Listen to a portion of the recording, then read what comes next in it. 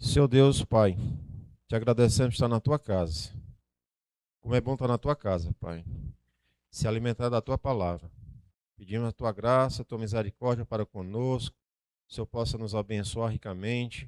Que o Senhor possa nos receber as nossas orações, as nossas súplicas, a nossa adoração a ti, Pai. Te agradecemos pela graça da salvação em Cristo Jesus. Seja conosco nessa noite.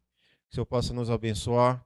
E cada irmãos aqui à frente vai dirigir o culto, que possa ser diminuído, mas que o Senhor possa crescer através deles.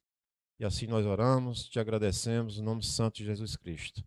Amém. Salmo 122. Diz assim a palavra do Senhor: Alegrei-me quando me disseram, vamos à casa do Senhor. Pararam os nossos pés nas suas portas, ó Jerusalém. Jerusalém, que estás construída como cidade compacta. Não sobem as tribos do Senhor, como convém a Israel, para render graças ao nome do Senhor. Lá estão os tronos de justiça, os tronos da casa de Davi. Orai pela paz de Jerusalém, sede prósperos que te amam. Reine em paz dentro de teus muros e prosperidade nos teus palácios. Por amor dos meus irmãos e amigos, eu peço, haja paz em ti. Por amor da casa do Senhor, nosso Deus, buscarei o teu bem. Todos, o Salmo 122, versículo 1, todos. Alegrei-me quando disseram, vamos à casa do Senhor. Amém. Seu Pai, te agradecemos, Pai, pela tua bondade, pela tua misericórdia para conosco. Te agradecemos imensamente. Te agradecemos pelo levantar, pelo deitar, pelo pão de cada dia, pelos lares que nós temos, Pai. Te agradecemos imensamente, como temos o coração grato a Ti. Possamos nem imaginar o sacrifício que foi feito lá na cruz, mas o Senhor fez por nós. Ainda nós, mortos nos nossos delitos e pecados, mas o Senhor nos resgatou para a vida e para a vida eterna, através de Cristo Jesus. Te agradecemos imensamente. Recebe esse culto, adoração a Ti, para nos render graças mais a Ti, Pai. Nos alimenta com a Tua palavra. Usa o Teu servo, presbítero Eduardo, que irá trazer a Tua palavra, Pai, para nos alimentar. Te oramos por cada momento, por os irmãos aqui na Tua casa, aqueles que ainda vão vir. Traz na Tua paz, Senhor. Te agradecemos imensamente. Em nome de Jesus. Amém. Amém. Eu adorarei o oceano do Espírito, e ali adorarei ao Deus do meu amor. Eu adorarei. Adore o Senhor nessa noite. Ao Deus da minha vida, Ele me compreendeu sem nenhuma explicação. Espírito, Espírito, que desce como fogo, vem como em Pentecoste, enche-me de novo.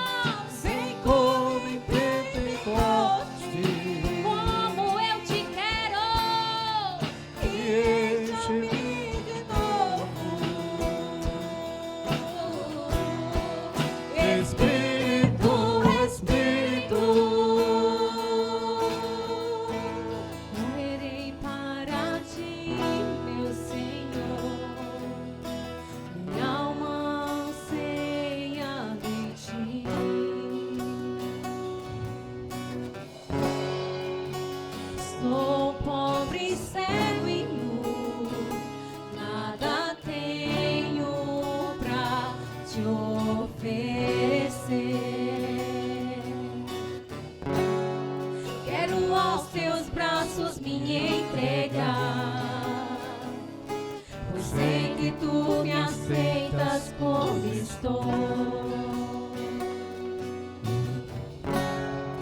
Preciso do teu ouro, purifica-me,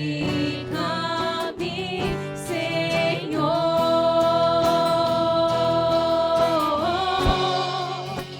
Reina sobre mim, eu me rendo a ti, eu me rendo a ti, Jesus.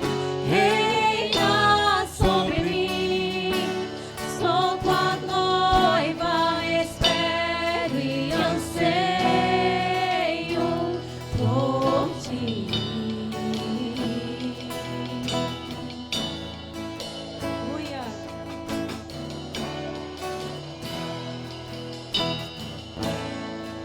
Morrerei para ti, meu Senhor, minha alma anseia por ti.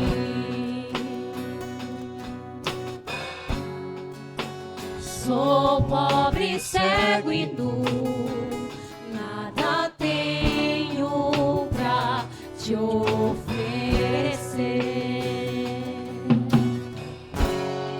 Quero aos teus braços me entregar, pois sei que tu me aceitas como estou.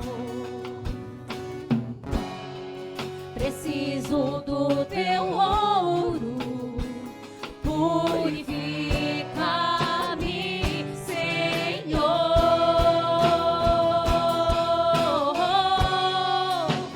Reina sobre mim, eu me rendo a ti, eu me rendo a ti, Jesus.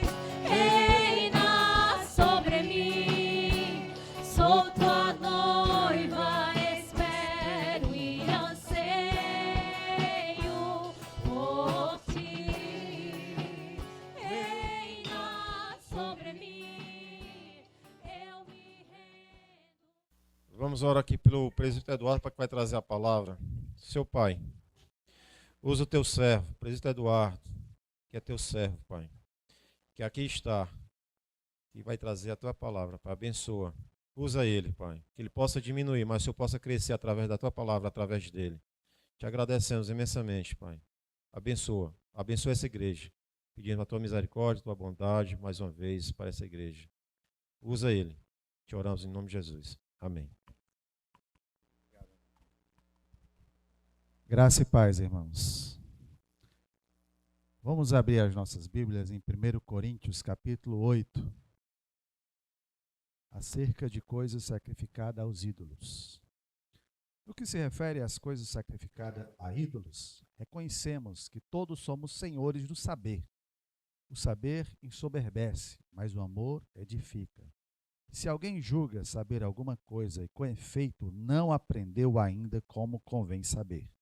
Mas, se alguém ama a Deus, esse é conhecido por ele.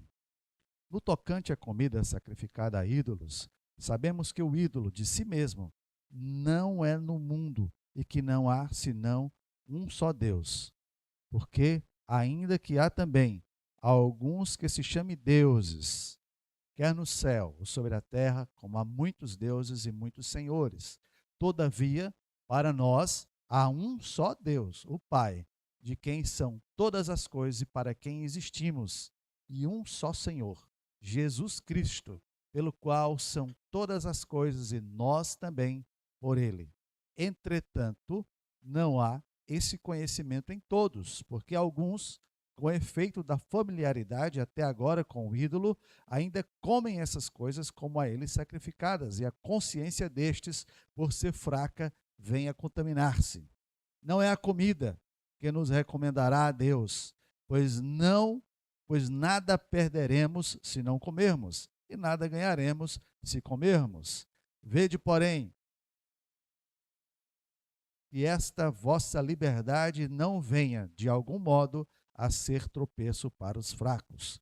Porque se alguém te vir a ti, que és dotado de saber, a mesa em templo de ídolo, não será a consciência do que é fraco induzida a participar de comida sacrificada a ídolos? Este, e assim, por causa do seu saber, perece o irmão fraco, pelo qual Cristo morreu.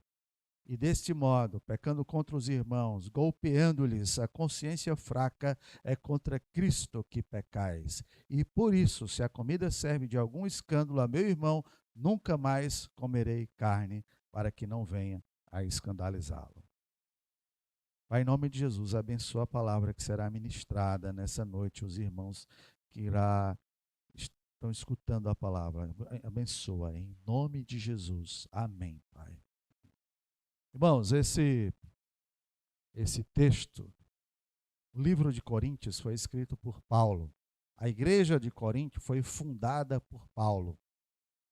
E ele estava em uma de suas viagens missionárias e escreve essa carta aos coríntios. E vai pontuar uma série de dificuldades que aquela igreja estava passando, né? E parece a igreja de hoje, a igreja de Corinto, cheia de problema, né? Então, se você pegar o livro de 1 Coríntios, os primeiros capítulos, ele vai falar de uma divisão que tinha na igreja. Um grupo dizia que era de Paulo, outro dizia que era de Apolo, outro dizia que era de Cefas, outro dizia que era mais crente do que os outros, que era de Cristo. Então a igreja era dividida, um de Paulo, um de Cefas, um de Apolo, outro de Cristo. E ele, os primeiros capítulos, ele se dedica a falar sobre essa questão da divisão. Já no capítulo 5, ele vai falar de um caso de imoralidade que houve dentro da igreja. Um homem teve relações com a sua madrasta, e isso aconteceu dentro da igreja, e ele vai falar nisso. No capítulo 6, ele vai falar ainda, ele já começa a falar sobre comida, que foi o capítulo 8, mas ele começa a falar também sobre prostituição. E no capítulo 7 ele fala sobre casamento.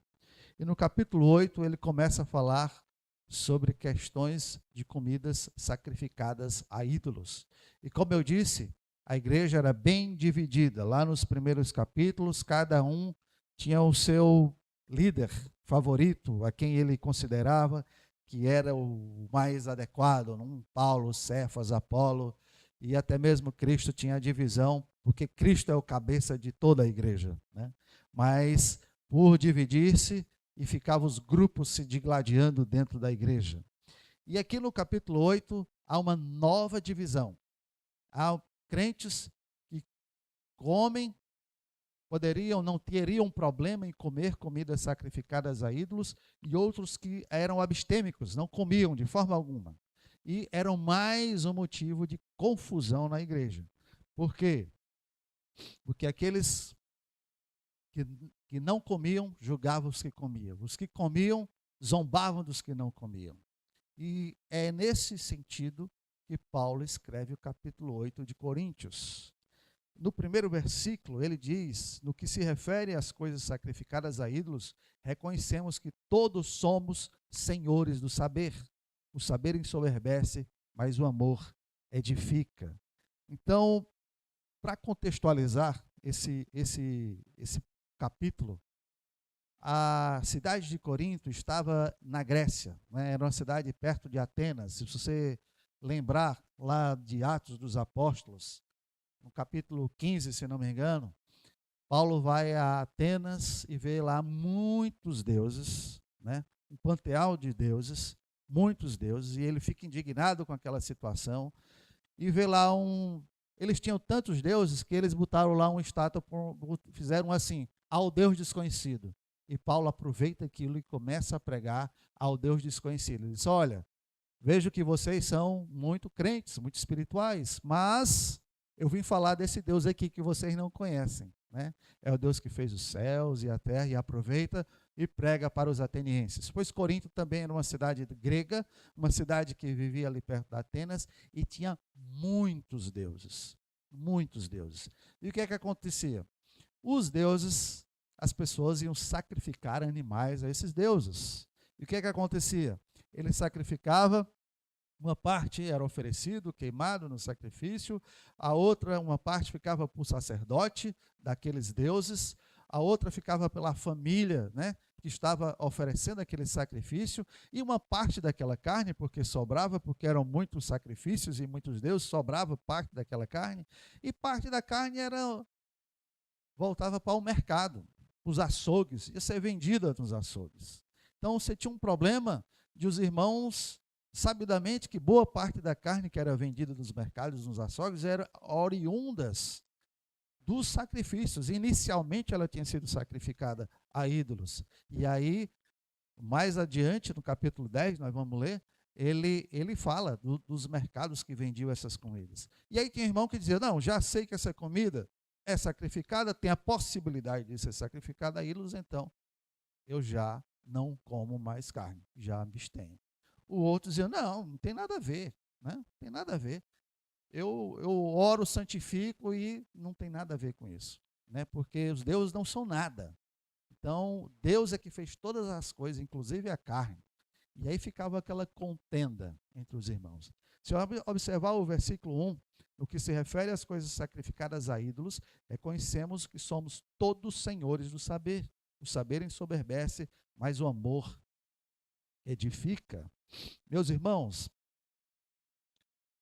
ele já dá uma lição para os irmãos de Coríntios. Os irmãos de Coríntios. Ele os exorta quanto ao saber. Porque ao verificarmos, lermos aqui os versículos seguintes, e nós vamos fazer isso, ele vai dar razão àqueles irmãos que creem no Deus vivo, e que deuses não são absolutamente nada, e por deuses não ser absolutamente nada, não era errado comer a carne que inicialmente lá, porventura, tinha sido sacrificada a ídolos. Ele não vê problema nisso. Paulo não vê problema nisso, mas olha o que é que Paulo diz. Olha, no que se refere às coisas sacrificadas a ídolos, reconhecemos que todos somos senhores do saber. O saber ensoberbece, mas o amor edifica. E aí ele diz o seguinte, olha, o conhecimento sem amor só gera soberba, arrogância, prepotência, mas não gera a edificação da casa do Senhor. Porque acontecia, aqueles irmãos, embora tivessem uma teologia correta, eles estavam corretos em não serem abstêmicos, né, em comer a carne, eles estavam corretos, mas tinham uma atitude errada contra os irmãos, porque zombavam dos irmãos, porque achavam que eles estavam errados, né? E aí Paulo diz assim, olha, o conhecimento sem o amor gera orgulho, o conhecimento sem amor gera soberba, e é o amor que edifica. Aí no versículo 2 ele diz, se alguém julga saber alguma coisa, com efeito não aprendeu ainda como convém saber. Ou seja, se você julga saber, não, isso aqui eu sei, isso aqui eu me garanto, eu sou especialista nisso, sou doutor nisso aqui. Então, Paulo já diz assim, ó, se você julga que você sabe disso aí, meu filho, é porque você ainda não aprendeu tudo o que convém saber. Por que ele diz isso? Porque quanto mais estamos perto de Deus, quanto mais chegamos da fonte do Criador de todas as coisas, mais a gente reconhece a nossa pequenez e sabemos que não somos tudo aquilo que nós imaginávamos que éramos, porque somos pequenos, falhos e não temos essa grandeza e nem o poder, e nem a ciência e nem a onisciência em nada. Então, quanto mais perto de Deus, nós reconhecemos a nossa pequenez. Não era o que estava acontecendo em Corinto.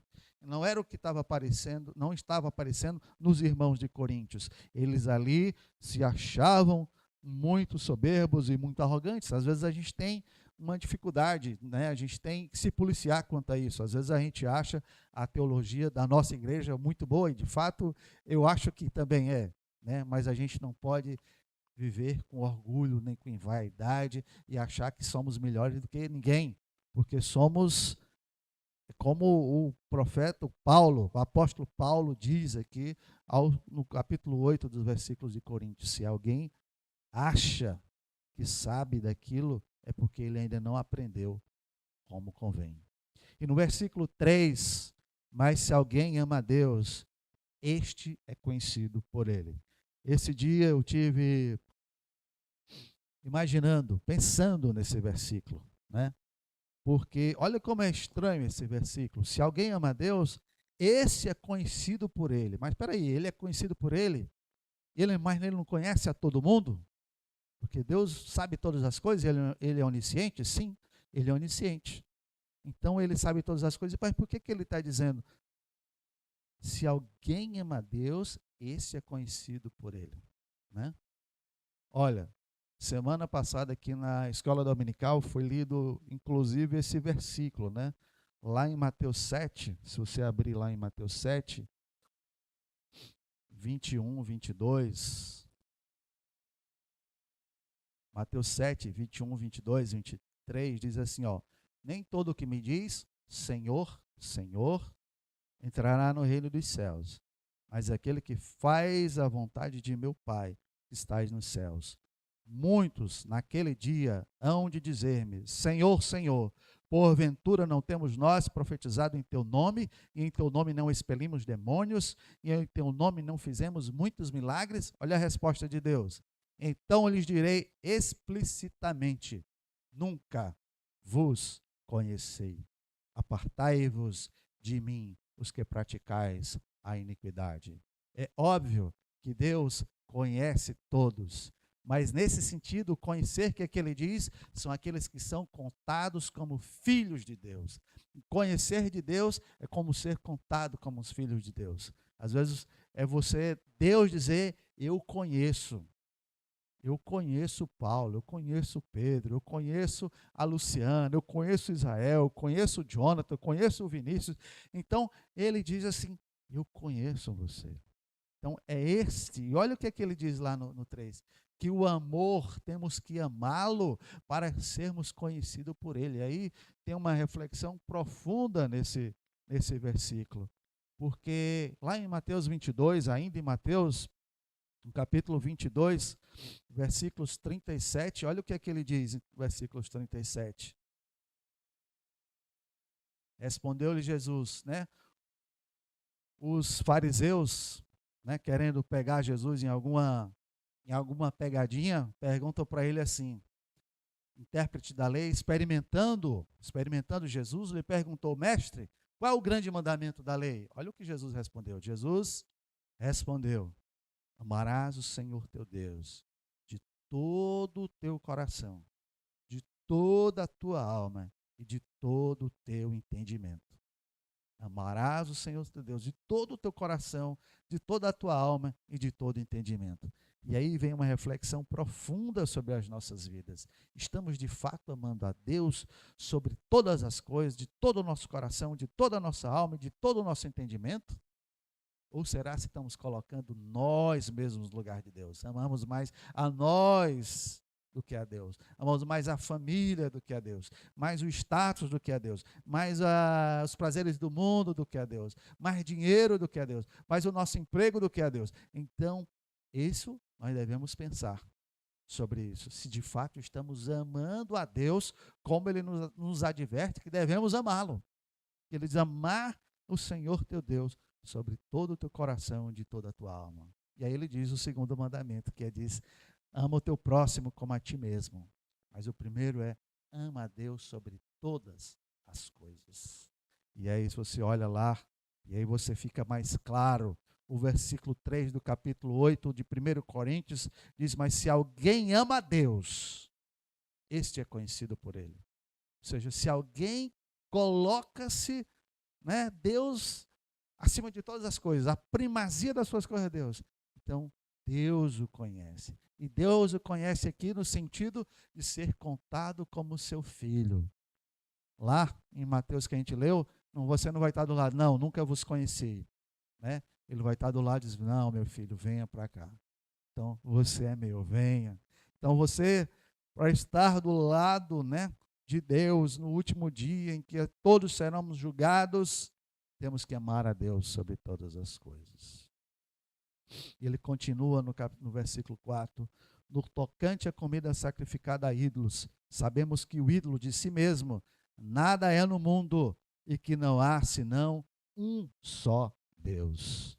No versículos 4, 5 e 6 diz assim, ó, e porque ainda há também alguns que se chamam deuses, quer no céu ou sobre a terra, e como há muitos deuses e muitos senhores, todavia há para nós um só Deus e o Pai, que são todas as coisas, para que existimos, um só Senhor, Jesus Cristo, pelo qual todas as coisas, e nós também por Ele. Aqui, havia uma dificuldade dos irmãos, havia um politeísmo, muitos deuses na Grécia, muitos deuses em Corinto, muitos deuses em Atenas. Então, as pessoas estavam acostumadas a servir, adorar muitos deuses. E mesmo estavam ainda entrando para a igreja, sendo convertidos, mas ainda não se desapegaram totalmente daquele seu velho homem. Ainda não compreendiam as coisas com clareza como deveria ser. Alguns irmãos já compreenderam. Por que alguns irmãos disseram, não há problema em você ir ao mercado e comprar uma carne que inicialmente lá foi oferecida para um ídolo. Por quê? Porque Deus fez todas as coisas, inclusive o animal que está lá. Porque Deus é Senhor de todas as coisas. Os ídolos não são nada. É o que nós acabamos de ler. Ele diz, no tocante à comida, os ídolos, sabemos que o ídolo de si mesmo nada é no mundo. Versículo 4. Nada é no mundo que não há somente, e há senão um só Deus. Então ele diz, olha, esses deuses aí não são absolutamente nada. Então, se alguém sacrificou para ele, não quero nem saber disso, porque Deus é o que fez todas as coisas. E eles estavam corretos. A teologia estava correta. O que estava errado era a maneira como eles tratavam os irmãos que não pensavam assim. E porque ainda há também alguns que se chamam deuses, quer no céu ou sobre a terra, e como há muitos deuses e muitos senhores. Todavia, para nós há um só Deus. E Paulo exorta, a igreja de Corinto para que existe só um Deus, porque era uma dificuldade enorme para aqueles irmãos, acostumados com dezenas, centenas de deuses ali na Grécia. Então, ele sai achando que tinham vários deuses e de uma hora para outra ele só tem um Deus. E eles tinham dificuldade de achar, de perceber essa verdade. E ele exorta e diz, só há um Deus. Todavia, para nós, há um só Deus, o Pai, de quem são todas as coisas para que existimos. Olha como é impactante esse versículo, de quem são todas as coisas para quem existimos. Um só Senhor, Jesus Cristo, pelo qual todas as coisas, e nós também por Ele, todas as coisas foram feitas. Lá em João diz, porque dele, por Ele, para Ele são todas as coisas. Eu e você, os animais, as plantas, tudo, absolutamente tudo. E no versículo 7 do capítulo 8, eu vou ler esse versículo 7 na NVI, porque eu acho que ficou mais explicativo, Contudo, nem todos têm esse conhecimento, nem todos têm esse conhecimento. Alguns ainda habituados com os ídolos, comem esse alimento como se fosse um sacrifício idólatra, como a consciência deles é fraca e fica contaminada. Então ele diz assim, meus irmãos, alguns irmãos ainda não chegaram a esse nível de conhecimento, de chegar a esse conhecimento de que só existe um Deus e de que aqueles deuses não são nada e você comer aquilo ali não vai causar nenhum problema para si. Então eles, inclusive, eles chamam de consciência fraca, eles ainda têm a consciência fraca, porque contudo nem todos esse conhecimento, alguns ainda habituados com os ídolos comem, eles pensavam o seguinte, não, se eu comer uma conversa de ídolo, eu já estou adorando aquele ídolo, Eles ainda estavam demorando a se desvencilhar os seus pensamentos e sua prática antiga, E eles dizem que tinha consciência fraca e fica ali contaminada. A consciência, eles recaem, fica ali contaminada. Versículo 8, olha o que Paulo diz no versículo 8. É importante, vou voltar para a atualizada, certo? Se estiver botando aqui, pode botar a atualizada. Não é a comida que nos recomendará a Deus, pois nada perderemos se não comermos e nada ganharemos se comermos. Ele diz, olha, não é a comida que vai nos salvar, Não é a comida que vai nos levar a Deus. Não. Pois nada perderemos se não comermos. E nada também ganharemos se comermos. É indiferente comer carne ou deixar de comer carne. Isso é uma questão de foro íntimo. Isso é uma questão de sua saúde, né? Então é uma questão que não é uma questão teológica, comer ou deixar de comer carne. É uma questão amoral. Ele diz assim, olha, não é a comida que nos recomendará. Nada perderemos se deixarmos de comer. Também nada vamos ganhar se comermos carne. Então, isso não é uma questão. Mas, meus irmãos, são essas coisas que são absolutamente tangenciais, não são centrais à nossa fé, que, às vezes, por vezes, acabando com a igreja de dificuldade, de luta, de briga, de divergência, de confusão, por uma questão que é totalmente secundária. É o que Paulo diz, meu irmão, você deixar de comer não vai perder, e você também comer não vai influenciar em absolutamente nada. Mas a igreja se digladiava por conta dessa questão. Hoje essa questão de comida já não tem, mas quantas outras questões temos na igreja que nos distancia, nos separa, nos faz com que a gente fique, né, brigados um com o irmão, porque um pensa de um jeito, outro pensa do outro, coisas que não são nem mesmo centrais ao evangelho, mas que são levadas, todos acabam ali, porque o que eu penso é assim está correto, e fulano está errado, né? Então, meus irmãos, o versículos 9 e 10 diz assim, vede, porém, que esta vossa liberdade não venha de algum modo a ser tropeço para os fracos. Aí ele começa a falar, ele diz, olha, comer carne não tem problema algum. Não tem problema. Porque os ídolos não são nada. Mas olha o que é que ele diz no 9. Vede, porém, que esta vossa liberdade não venha de algum modo a ser tropeço para os fracos. Agora, você tem a liberdade. Nos capítulos seguintes de Coríntios, ele explana mais sobre essa liberdade que a gente tem em Cristo.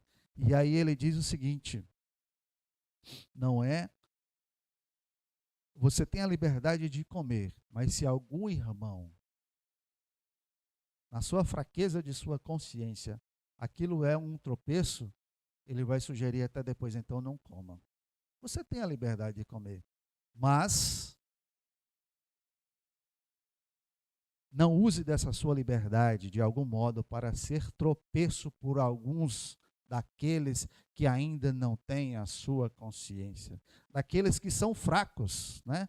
Ele chama aqui de fracos. E no versículo 10, porque se alguém te vir a ti, que és dotado de saber, olha, você que tem esse conhecimento, que é dotado de saber, a mesa do templo do ídolo, não será a consciência do fraco induzida a participar de comidas sacrificadas a ídolos? Ou seja, alguns irmãos se escandalizavam tanto que deixavam a sua fé, ou pelo menos ela ficava mais fraca. Então, nesse caso, Paulo diz, não comam, porque é motivo de tropeço por alguns. Paulo vai falar um pouco ainda sobre isso, ainda falando aos Coríntios, ele volta a falar no capítulo 10. No capítulo 10, os versículos 18 a 22, ele vai meio que disciplinar essa questão de comer carne. Como é a situação que pode, situação que não pode. E ele diz assim, considerai Israel, capítulo 10, versículo 12 a 18 a 22. Considerar Israel segundo a carne. Não é certo que aqueles que se alimentam dos sacrifícios não participantes do altar? Que digo, pois, que sacrificado ao ídolo é alguma coisa, ou que o próprio ídolo tem algum valor? Antes digo estas coisas, que eles sacrificam a demônios, que eles sacrificam não a Deus. E eu não quero que vos torneis associados aos demônios. Não podeis saber beber o cálice do Senhor e o cálice de demônios. Não pode ser participante da mesa do Senhor e da mesa dos demônios. Ou provocaremos zelos no Senhor, ou somos acaso mais fortes do que ele? Aqui ele diz, porque como você tinha muitos deuses, o que é que Paulo desaconselha? Ele diz para não ir. Olha, não vá lá no templo, você vai ter um templo, aí você vai sacrificar um animal e vai ter o templo, a deusa fulano de tal, ao deus fulano de tal, ir lá naquele templo, não vá. Não vá. Não vá participar dessa festa, deste ídolo. Ir lá, você está ali sacrificando a carne para aquele Deus. Não vá participar desse negócio. Então ele diz o seguinte: não participe dessa festa, né? Onde naquele momento é utilizado, né, aquela carne para fazer o sacrifício. Ele disse: não vá.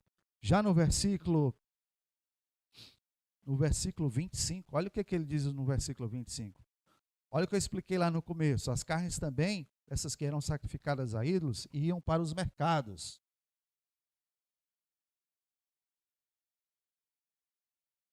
E ele diz: comei de tudo o que se vende no mercado, sem nada perguntardes por motivo de consciência. Ele diz: ó, chega lá no mercado, não vai perguntar, isso aqui foi sacrificado a ídolos, essa daqui não foi, né? E até a carne que era sacrificada a ídolos, possivelmente eram as carnes melhores do mercado. Por quê? Porque, assim como os judeus, ofereciam os animais melhores, mais sadios, mais perfeitos, né? Não pegavam um animal estragado para oferecer. Então, ele dizia assim: olha, comei de tudo que se vende no mercado, sem nada perguntardes por motivo de consciência. Chegou no mercado? Então, meu irmão, você chega lá e peça a sua carne e vá comer a sua carne. Vá, leve para a sua casa e come. Não pergunta não se foi sacrificado, se não foi. Porque Deus fez todas as coisas, os ídolos não são nada, aquilo ali foi Deus que fez, então você come e pronto. Então, ele orienta. Chegou no mercado, mesmo sabendo que tinha uma probabilidade enorme de aquelas carnes terem sido sacrificadas a ídolos, ele disse: não pergunte, chegue lá e compre e leve para sua casa, né? E aí no versículo 27, ele diz assim: se algum incrédulo, né, se algum dentre os incrédulos vos convidar e quiser dizer, comei de tudo o que for posto diante de vós, sem nada perguntardes. Ele diz: ó, se alguma pessoa que não é serva de Cristo, incrédulo, né,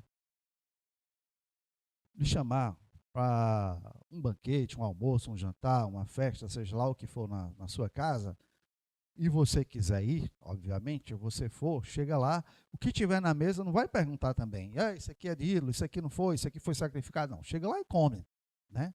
Chega lá e come. Então, se tiver lá, chega lá e come. Então, ele diz para não comer, não ir aos templos, fazer parte daquela cerimônia sacrificial, né, de oferecer os animais aos ídolos. Mas ele diz: chega no mercado e compra a carne que tiver lá sem perguntar. Se por acaso for almoçar ou jantar na casa de um incrédulo, também não pergunta. Chega lá e come o que tiver. Mas, porém, né, olha o 28. Porém, se alguém vos disser: isso é coisa sacrificada a ídolos, não comais por causa daquele que vos advertiu, por causa da consciência. E ele diz assim, ó: consciência, digo, não a tua própria, mas a do outro. Não a tua própria, mas a do outro.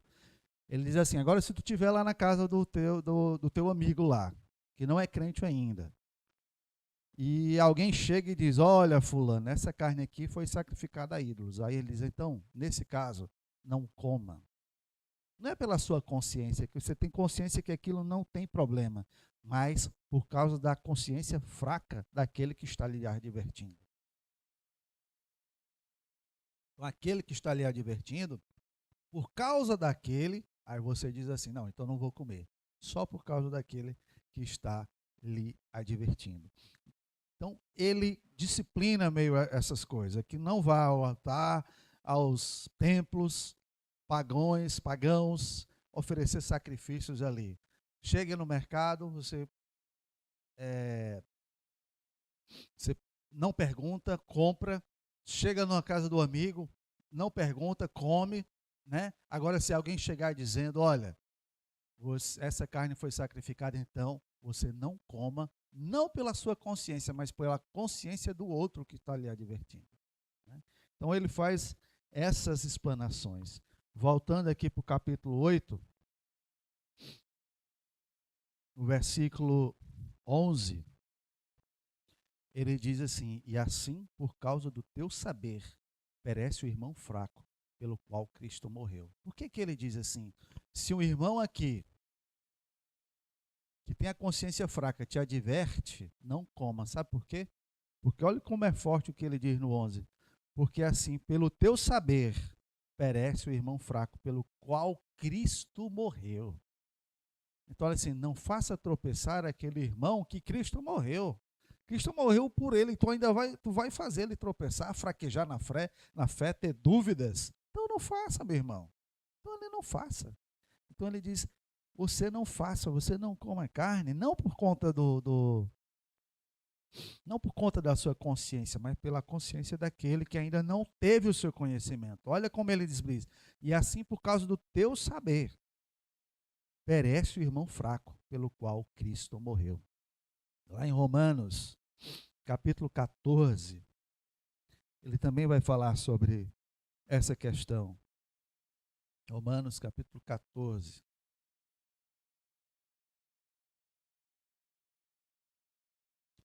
Os versículos, a partir do 13.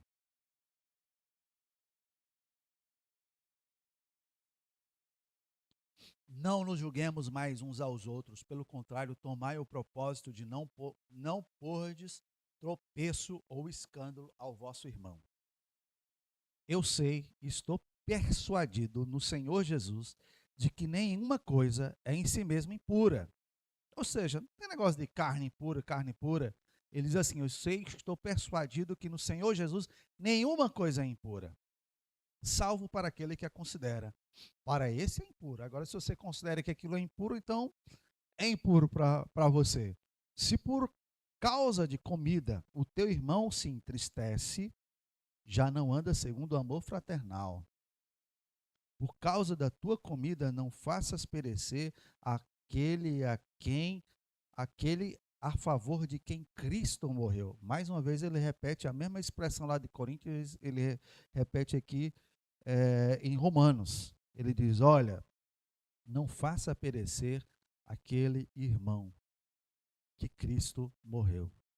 Não seja, pois, vituperado o vosso bem, porque o reino de Deus não é comida, nem bebida, mas justiça e paz e alegria do Espírito Santo. Ele diz, o reino de Deus não é comida nem bebida, mas justiça e paz e alegria no Espírito Santo. Aquele que deste modo serve a Cristo é agradável a Deus e apavorado pelos homens. Assim, pois, seguimos as coisas da paz e também as da edificação de uns para com os outros. Não destruas a obra de Deus por causa da comida. Ou seja, se o teu irmão vai fraquejar, vai se escandalizar por conta de uma coisa boba, então isso não faça. Não faça o seu irmão, aquele a quem Cristo morreu por ele, sofrer por conta de uma coisa tão simples, né? Tão simples. Então não faça, meu irmão. Então não destruas a obra de Deus por causa da comida. Todas as coisas, na verdade, são limpas, mas é mal para o homem o comer com escândalo. É bom não comer carne, é bom não comer carne, nem beber vinho, nem fazer qualquer outra coisa com teu irmão venha a tropeçar e se ofender ou se enfraquecer. A fé que tens, tenha para ti mesmo perante Deus. E bem-aventurado é aquele que não se condena naquilo que aprova, mas aquele que tem dúvidas é condenado se comer, porque se faz, não provém de fé. E tudo que não provém de fé é pecado. Tudo que não provém de fé é pecado. Então, meus irmãos, voltando lá para o 1 Coríntios, capítulo 8, nos versículos 12, olha como 12 é um versículo forte. Ele diz assim, e deste modo, pecando contra os irmãos, golpeando-lhes a consciência fraca, é contra Cristo que pecais. Olha o que Paulo diz, não é pecado comer a carne, mas se algum irmão vai tropeçar na fé, vai fraquejar na fé, não faça, porque se você fizer, você estará pecando contra Cristo. Não é contra ele, é contra Cristo. Porque Cristo morreu por aquela pessoa, você está sendo o motivo para atrapalhar a sua fé. Então, ele diz assim, Não faça. Não faça. E aí Paulo termina dizendo assim: e por isso, se a comida serve de escândalo, meu irmão, nunca mais comerei carne, para que não venha a escandalizá-lo. Ou seja, se não é errado comer carne, mas se por um acaso um irmão fica escandalizado e tropeça na sua fé, ele diz assim: então nunca mais comerei carne, para que não venha a ser escandalizado. Meus irmãos, esse é um assunto que talvez não seja. Você não tem uma confusão na igreja nos dias atuais por conta de comida, mas por tantas outras coisas pequenas que a gente briga no dia a dia, né? A igreja, de um modo geral, os princípios são os mesmos. Olha, você está certo em fazer isso, meu irmão, mas se o teu irmão lá está se escandalizando e tal, então evite de fazer, né? Evite de fazer para que haja comunhão na igreja do Senhor. É assim para a carne, é assim para tantos outros assuntos do nosso dia. Então, meu irmão, para terminar, pensando aqui numa aplicação daquilo que nós lemos no capítulo 8 de 1 Coríntios e mais algumas referências, podemos dizer o seguinte: o conhecimento tem que estar junto com o amor, porque o conhecimento sem amor gera soberba. Gera soberba. Não adianta ser aquele que sabe todas as coisas, mas se não tiver amor, né, é como o som de um ferro sino, né, que ressoa, né, e não produz, Tem uma música muito bonita que fala sobre isso. Então tem que ter amor. O amor a Deus nos faz ser reconhecidos por Ele, ou seja, somos salvos por Ele.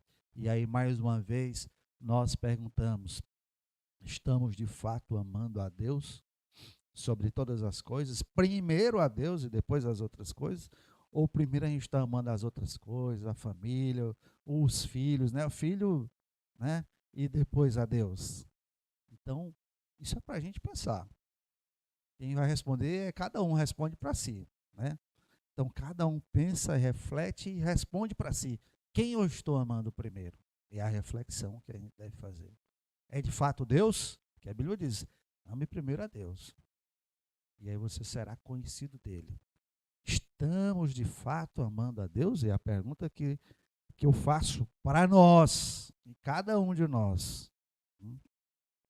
Só há um Deus, nenhum Deus ou ídolo existe, né? Paulo falou aqui claramente: só há um Deus. Embora em Corinto existiam diversos deuses, ídolos, mas só há um Deus.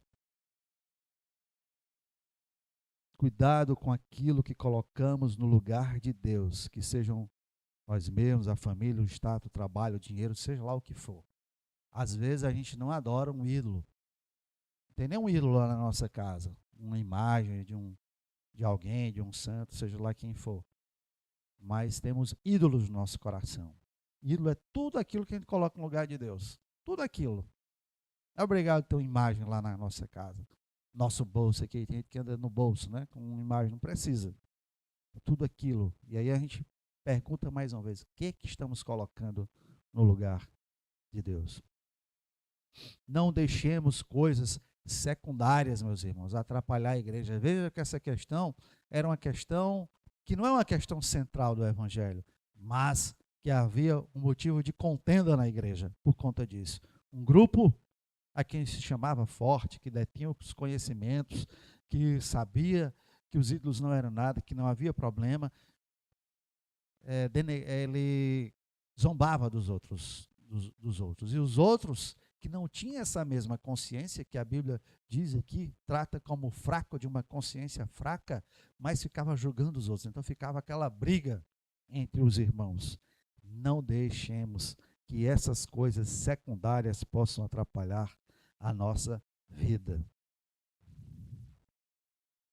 Devemos, irmãos, evitar essas práticas que escandalizem os irmãos, porque ele diz assim, ó, a questão da carne aqui, é melhor não fazer. Se você vai escandalizar algum irmão, né, que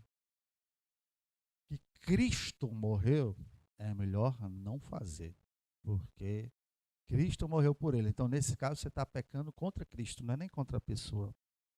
E por último, meus irmãos, gostaria de ler ainda no 1 Coríntios 10, versículos 31.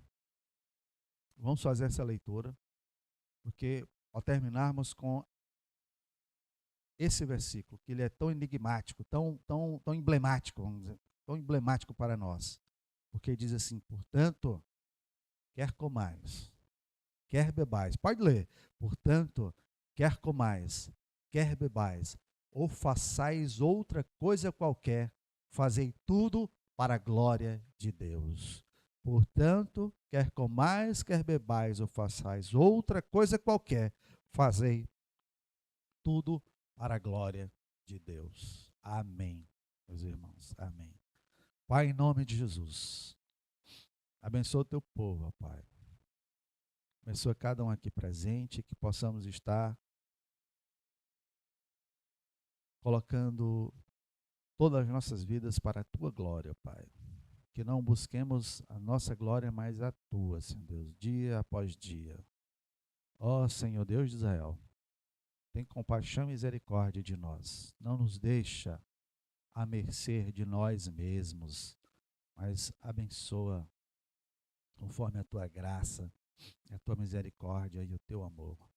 Ó Pai, em nome de Jesus é que nós te oramos e te agradecemos, em nome de Jesus. Amém. Que a graça do Senhor Jesus Cristo esteja com cada um, dando a certeza da vida eterna. Pedimos a Ele que nos abençoe essa semana que se inicia, livrando de todo o mal, dando a certeza da esperança da vida eterna. Que o Senhor possa nos abençoar ricamente. E assim nós oramos, te agradecemos, em nome santo de Jesus Cristo. Amém. Amém. Amém.